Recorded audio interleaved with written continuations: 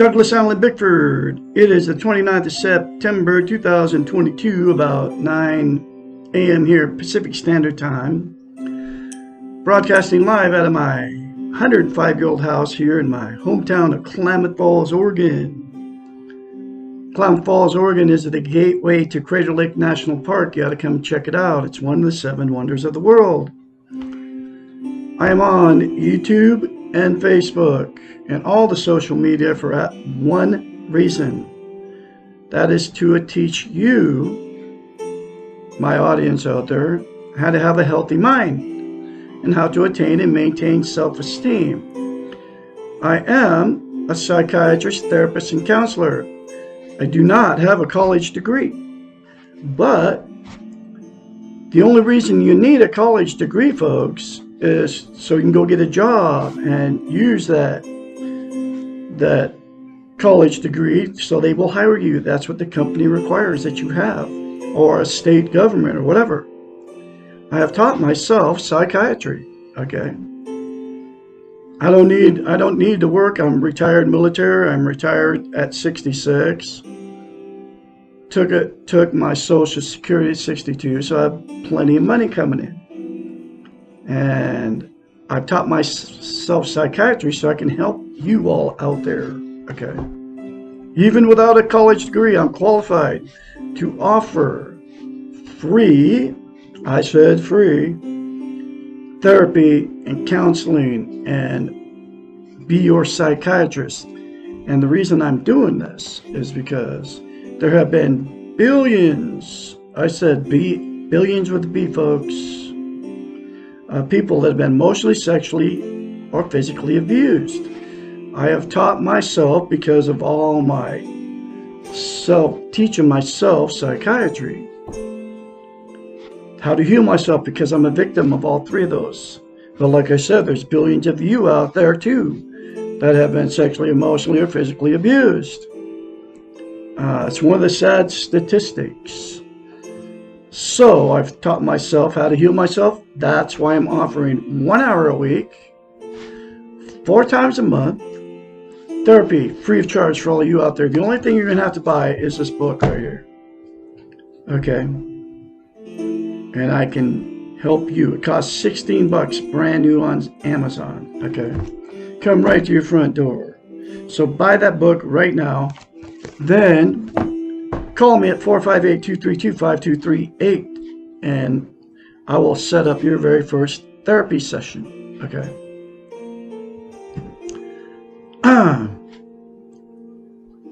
The first thing you need to attain and maintain a healthy mind, okay, is a thing called self-esteem. And what self-esteem is, it's how you feel about yourself inside. It's also known as self-confidence, self-worth, self-love. Most people don't even know what the 2 words mean because nobody is teaching it. I'm the absolute only one out here teaching self-esteem. Okay, on Facebook, YouTube, television, you never hear the 2 words. Okay. What it is, we've all been in romantic relationships. You know that good feeling you have towards that person? You know, they walk on water, they can do no wrong. You're bragging to all your family and friends about how great these people are. Your soulmate, you're going to live forever together happily. God got you together on purpose. That really good feeling. And it's a really good feeling, right? Well, what self-esteem is that feeling towards yourself. Okay. Dr. Susanna McMahon, she has the formal psychology degree, a doctorate. She also has a master's in philosophy. She's 73, lives in Midrick, Texas with her husband. She's had thousands of clients. People hire her and pay her big bucks to fix their unhealthy minds. Okay. She knew as a psychiatrist, a therapist, and a counselor that they didn't have self-esteem because nobody was teaching it even back then. This book was published 32 years ago. or 30 years ago, 1992. Every lesson in it, every chapter in it, every question in this book, it's written in question form, talks about how we've been trained and taught, brainwashed, not to have self-esteem. And the only way to attain and maintain a healthy mind is to attain and maintain self-esteem. So, her thousands of clients paying her huge money, unlike I'm going to do for you, she had to come up with a concept to tell her clients to do to themselves so they could give themselves self-esteem. Nobody can give you self-esteem except for you. So here's that very simple concept that she came up with. It's called mirror therapy. She don't call it that. That's what I call it. She's also my trainer. Okay, she's the one who taught me everything I know about psychiatry and therapy and counseling. Okay, and that's why I'm offering this free service to you, because she's nowhere to be found, and there's very few people, therapists and psychiatrists, that are teaching how to attain and maintain self-esteem. Okay. Anyway, so here's that concept. You say 4 things to yourself in the mirror every day without fail. I love you. I love my inner child. I'm worthy to be loved. I'm worthy to love. I am full of goodness. Those 4 things will automatically give you self-esteem. I kid you not. If you do it and you keep doing it. But in order to maintain that self-esteem, it's like lifting weights. You have to practice it daily. If you start lifting weights for a while and you stop, you have to start over because you lose muscle mass. So, you'll have to say it every day, literally for the rest of your life. Okay? I love Douglas Allen Bickford. I love my inner child. I'm worthy to be loved. I'm worthy to love. I'm full of goodness. It's going to give you self-esteem instantaneously. But, like I said, you have to say it every day, literally. It'll take you less than 10 seconds. And if you're good-looking, slender, you got lots of money, you can say, I love Douglas Allen Bickford too, and then call me, and we can hook up, okay? But, just kidding. That's what got me in all my, all my trouble with foreign marriages, because I believe that you have to be attracted, and you have to sexually attracted to that other person. And they have to be good looking, and they have to be slender, you know, like all the TV shows, all these TV personalities, right? So we could make it and live happily ever after.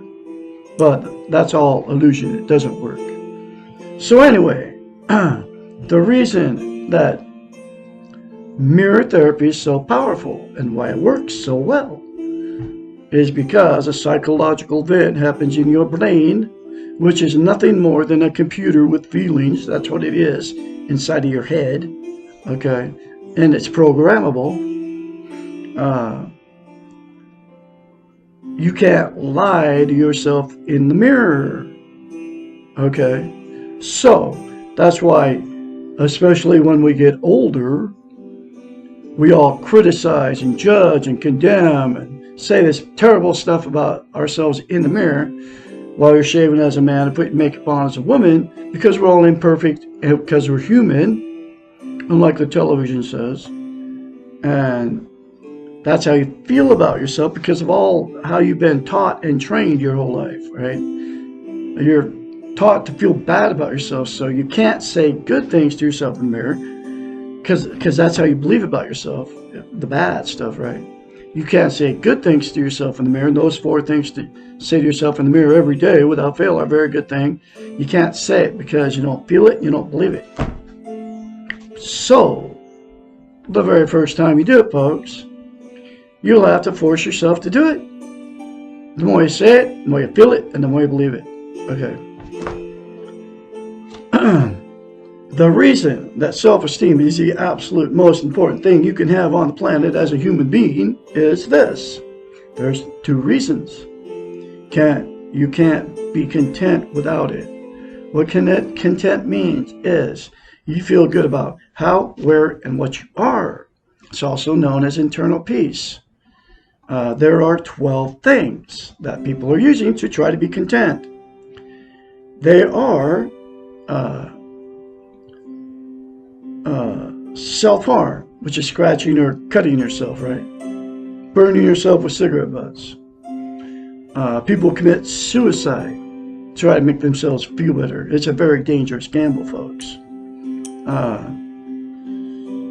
All the social media, including Instagram, TikTok, Facebook, YouTube, where I'm broadcasting here live on. Drugs, all the illegal street drugs, all the prescription pills that your doctors are doling out by the billions, unnecessarily, because Big Pharma makes huge money off of it. And then the big one that nobody realizes is a drug is caffeine. Yes, your favorite beverage from Starbucks. It's a stimulant, folks. And you're using it for one reason, to make yourself feel better. That's why you have to have cups of coffee in the morning right after you get up, because you feel all blah. So you need a stimulant. And the other one is nicotine. Okay. Whether you smoke it or vape it, it's very terrible for you, just like caffeine. And people are addicted to those two substances and don't even realize it. Okay. The next one is alcohol. Yes, one beer, one glass of wine, all the hard liquor, one stiff drink, right? It's all got alcohol in it, and you're using it for absolutely one reason, to make yourself feel better. And people want to deny that they're using it to make themselves feel better, but there's no other reason to put alcohol in your body. If you like beer, get near beer, right? Doesn't have alcohol in it. If you like wine, drink fruit juice, or bitter fruit juice, because that's what wine is. It's like got that bitter taste, okay? Or it's a sweet wine, but it's terrible stuff. And you're drinking, using all those, just like I said, for one reason, make yourself feel good. There's no medical benefit to put alcohol in your body, okay? It destroys your brain cells. It destroys all of it, your liver, everything. But they've taught us just the opposite. The next one is sex. Feels good to have sex. As soon as you're done, it don't feel good no more, so you have to have more sex. People get themselves in trouble because of sex. Because it feels good to have it, right? People cheat on their wives or their husbands because it feels good to have sex, okay? But it's always a fleeting thing, so you have to have more sex to feel good. The next one is food. You get hungry, you eat, right? Then you overeat because it feels good to eat, okay? And then because you overate, you get overweight, and that rhymes. And then you feel worse about yourself because you overate and got overweight, all right? You can see all this stuff going on all around us, okay? There's a lot of people overeating. Just look around next time you go to the grocery store. Because they don't feel good about themselves. The next one is gambling. You go to the casino, you go to the bar where they have video poker, right? You go play cards somewhere. You go to Vegas, you go to Reno. You go sit behind that machine or whatever it is, whatever form of gambling it is, feels good to do it, but feels terrible to lose, okay? And then people feel bad about themselves because they lost a bunch of money. People actually commit suicide because they lost everything they owned because of gambling. I knew a guy down in Reno, this is years ago, back in the 90s. He's married, happily married to this lady, and he got involved with borrowing money from the casino, right, to gamble with. I mean, I'm talking like, and he got in debt like over $100,000. And those people are serious about getting their money back. They don't take, it's not like you owe money on a credit card. They'll kill you if you don't pay them back. So you have to pay them back. you can go charge up a bunch of credit cards, right? And you can quit paying on them, but nobody's ever going to do nothing to you because it's not illegal to get unsecured credit. The credit card company, whatever bank it is taking the risk that you're going to quit paying it. Okay.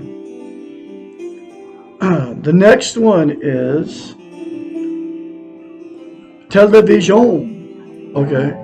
Turning the boob tube on, man, feels really good sitting in front of it while you're in all that fantasy and that illusion, whether you're watching the news or whether you're watching a sitcom or whether you're watching a movie, right?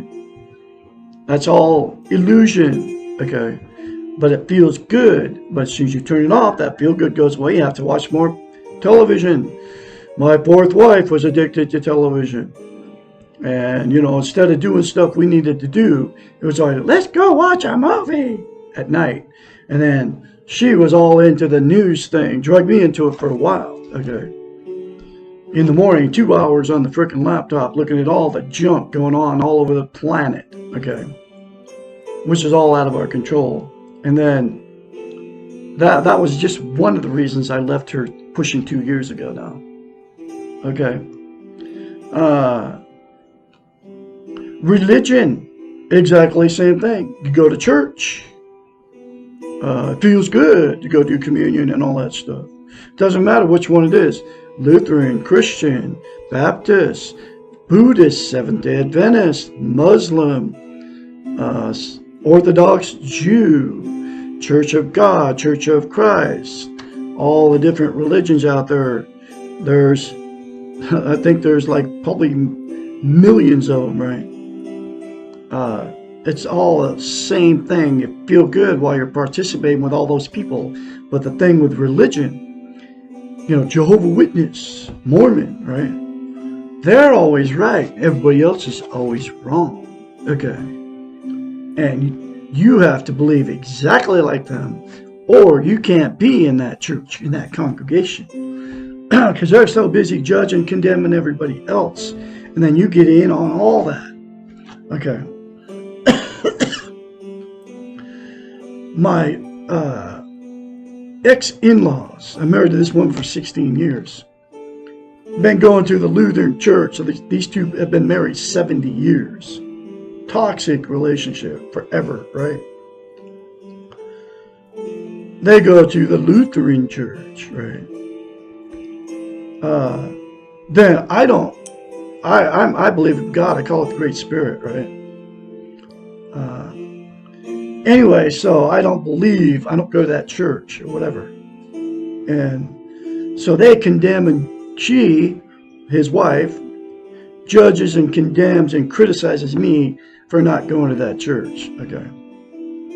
And that's what people that go to these churches do. But they do it if you don't go to that church, they condemn, judge, and criticize you because you don't go to their church. And they're all the same. Buddhist, Muslim, I don't care which one it is. That's always the same thing.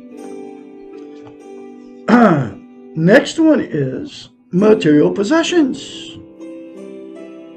Feels good to get something new. Just like it feels good to go to church, right? Or something different. You get a new car. You get anything new. You go to the thrift store. You buy a bunch of junk you don't need, right? Feels good when you buy it. And then get it home, throw that junk in the closet. And then it ends up going into a garage sale, usually later, because you never used it. But it feels good while you're buying it. Just like that new car you bought, that car salesman talked you into to get huge payments, huge insurance, but you had to have that new car, right?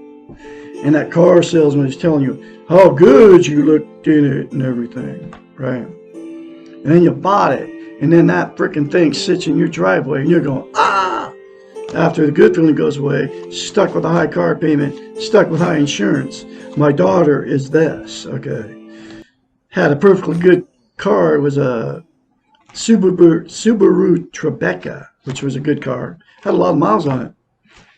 Traded that thing to the dealer for a Jeep Wrangler, right?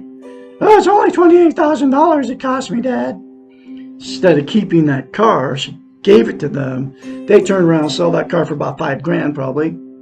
Gave her maybe $1,000 for it. And then they said she was getting a great deal. And now she's stuck with a high car payment, high insurance payment. I haven't talked to her about that car lately, but that's just what people do, you know.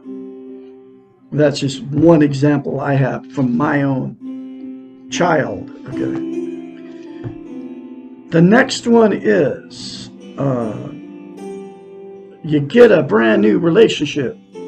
Feels super good, you know, that feeling when you get it. They can, you know, walking on water. They can do no wrong. Then that good feeling goes away, and you throw that person away. Okay, whether you married them or you didn't marry them, and then you go and try to look and get that good feeling. Right? It's always fleeting. And the very last one is the dinero, the green, the money. You get some money, it feels really good to get that money. I don't care how much it is. I don't care if you get $50. I don't care if you get $100. I don't care if you get $100,000. As soon as that money's gone, the feeling good feeling goes away, even if you put it in a bank and saved it. I saw this woman at the bank. Okay, this was not that long ago. She had thrown a note in the garbage can. This was at Wells Fargo. And on this note was written $75,000. Okay. And she was checking, I was waiting for the ATM. She was checking the balance in her account. And she had got that money wherever it came from into her account. And then I walked up, you know, she looked at me, she had this big smile on her face. It was like, woo! And I know she had just got $75,000 put in her account wherever it came from. And she was young, okay. But it made her feel good to get that money. It happened to me. I got $145,000. I was like, whoa! That's what I ended up buying my house here with in Klamath Falls, Oregon, where I'm teaching out of. I paid cash for it. It's like, wow. And then I bought all my toys. But which includes a Harley and, you know, 6 vehicles and a snowmobile and a boat. I paid cash for everything, right? But that feel good went away. I got a little bit of it left, but I've invested back in my house and everything, which I continue to do. But that feel good, I don't get my happiness from that. I get my happiness from saying 4 things to myself in the mirror every day without fail. Because money and material possessions don't make you happy. They don't. I mean, I enjoy all my stuff now that I have self-esteem. Okay. And that's the 12 things that people are using to try to be content. They're absolutely would never make you content. All those 12 things. There's only one thing that will. And that's to look at yourself in the mirror, say 4 things daily without fail, okay? So you can attain and maintain self-esteem, and that will give you that. And you will have permanent happiness and contentment, which I have now. The very next one is, the second thing is you can't love or love without self-esteem. So what happens is you'll attract somebody, if you don't have it, you'll attract somebody without it. If you have it, you'll attract somebody with it. Okay. The way to tell if you have self-esteem is this. If you very confidently can get in front of the mirror and say, I love you, I love my inner child, I'm worthy to be loved, worthy to love, and I'm full of goodness, then you have self-esteem. If you can do that daily. Okay. And if you're married or a partner, you're living with a partner, if they can say that to themselves in the mirror daily with you, that means you both have self-esteem. If you can't, that means you don't have it. So more than likely you're in a toxic relationship if you're with somebody that doesn't have it, because you don't have it. Because what happens is in romantic relationships, after that good feeling goes away, that's when all the fights and arguments start. This is 2 without self-esteem. The cheating on each other, the drug and alcohol use, the lies, the secrets, that you keep from each other, right? Going to all your family and friends, telling everybody how terrible these people are to you. Even if you're still married to them, you're doing this stuff, right? They're doing the same thing to you, but you're not telling each other that you're doing that kind of stuff. And this has all happened to me. And then because the relationship turned toxic, is you will divorce or separate. And then the same two without self-esteem will go jump in another relationship, and the exact same thing will happen because you got in another one without self-esteem. And then it's why you've been married more than once. Okay, it's why you've had many failed relationships. It's why I've been married 4 times. It's why I've had many failed relationships. Okay. The next thing that'll happen to the got together no self-esteem, those two will stay in that relationship forever. And the reason they stay is because they're being codependent on each other. You can't be alone. They don't want to be an embarrassment to all their family and friends and church members. They don't want to be a failure. They have nowhere to go, and they're afraid to leave. So they'll stay in it forever. And at that point, it becomes a dysfunctional family. And all the abuse, emotional, sexual, and physical abuse gets swept under the rug by all the family members. And then dysfunctional families produce more dysfunctional families down the line, and the cycle continues. The very last thing that'll happen, the two that got together no self-esteem, is this. After being in so many failed marriages or relationships, the two will just go, screw it, I'm done. Can't find anybody to love me. I can't find anybody to love. So they will be just as miserable alone as they were in the relationship, because you cannot be content. You can't have internal peace without self-esteem. Okay? And they'll use the 12 things to try to be content. Douglas Allen Bickford, psychiatrist, therapist, and counselor, has the cure. I got the fix for all of you out there. Say 4 things to yourself and mirror daily without fail. Everybody that I just described, to the tune of billions of people. It'll fix a toxic relationship if everybody involved does it. It'll fix that person that's not content out there all alone. And you'll be content. You won't have to use the 12 things anymore to make yourself content. You'll have internal peace. You'll actually be able to find somebody with it if you get it, okay? Self-esteem. Then you'll be able to find a healthy relationship. And then if you're in a dysfunctional family and all this family doesn't want to have change and looks at you and criticizes you because you're changing, it'll give you the strength and the courage to get out and remove yourself from that dysfunctional family. Then all parties get this book and go through the many other concepts in this book that'll fix your unhealthy mind. And then you can call me and I can be your mentor, and we can go through this book together, and I can help you and encourage you along the way in your newfound way of living, okay, which is with self-esteem. Then I can be your psychiatrist, your therapist, your counselor, and your friend. You will get to know me, and then I will help you along the way. I've been doing it for 2 years, and almost 2 years, pushing 2 years. And it has changed me from the inside out. And that's why I'm very confidently doing what I do here on Facebook and YouTube for almost 2 years. 458-232-5238. Call me to schedule your very first session. Okay. Now I'm going through this book one lesson at a time. Here's that next lesson. Why we don't need guilt or anxiety. Both guilt and anxiety are highly destructive. Like the weak ego, they function to make us feel bad about ourselves. They prevent us from being the best that we are capable of being, and they paralyze our actions. They have no viable function in the present. When we are living the moment, we have no time for guilt or anxiety. We are living our lives rather than judging our lives. We do not need guilt because we are equipped with a conscience. In this context, guilt and shame are equivalent. Our conscience tells us when we have done something wrong. The conscience says things like, oops, that was bad behavior. The conscience says,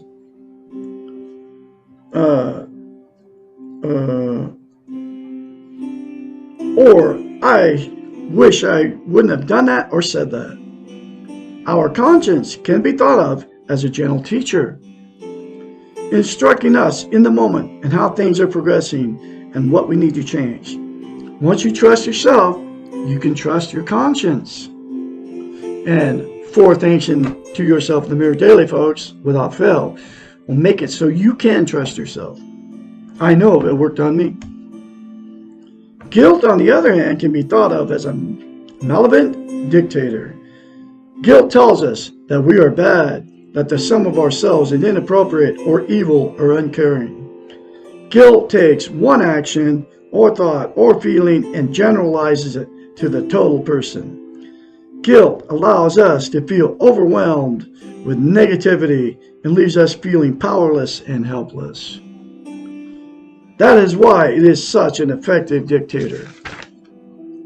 It quickly assumes total control over our natures, our behaviors, and our lives. Guilt is also insidious. Now think about this word. This word insidious means way beyond evil. It's like Jeffrey Dahmer eating his victims, right?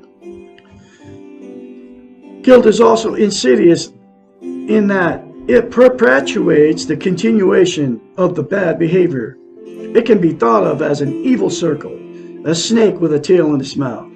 This is how guilt generally works. Now listen to this very carefully. You do something that is unkind or uncaring or destructive to yourself or others. Something that you know or feel is wrong. You begin to feel guilty. The guilt grows. You begin to feel guilty, number 2. Number 3, the guilt grows. Number 4, you are now feeling acutely and painfully guilty, and pain is overwhelming. Number 5, you begin to look for a release from all this pain. Number 6, you start to externalize the reasons for your behavior. If he did this, then I wouldn't have done that, etc.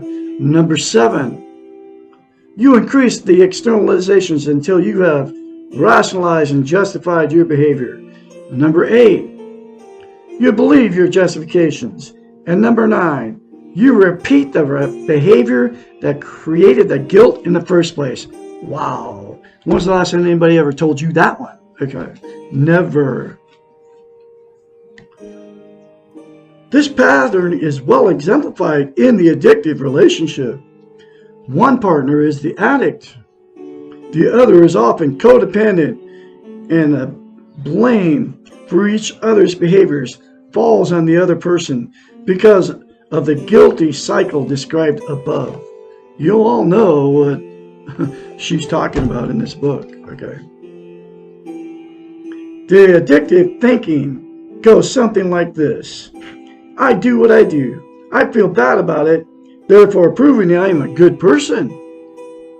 When the pain becomes unbearable, I transfer the guilt to you, thereby justifying my own behaviors and giving me a rationale to continue. Oh, wow.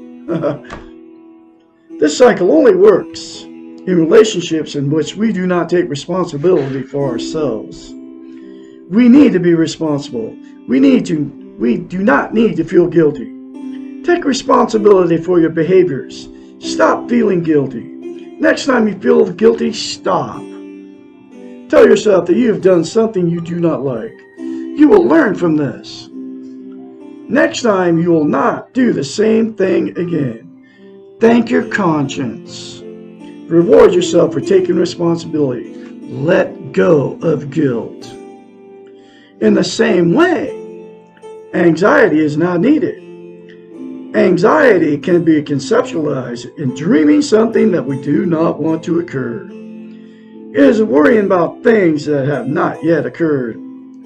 Once a thing has occurred, we begin to do something about it. How often do we feel a sense of relief when something we have been worrying about actually happens? We can deal with whatever happens in the present. We can never deal directly with anxiety. We do not need it. Anxiety may start out as a bad dream while we are awake, but it quickly progresses into a living nightmare. Like guilt, it takes us out of the present and puts us into a painful, discouraging, useless, time-wasting place. Let it go. Live the moment without either guilt or anxiety. We do not need either one when we're living a meaningful life. Wow.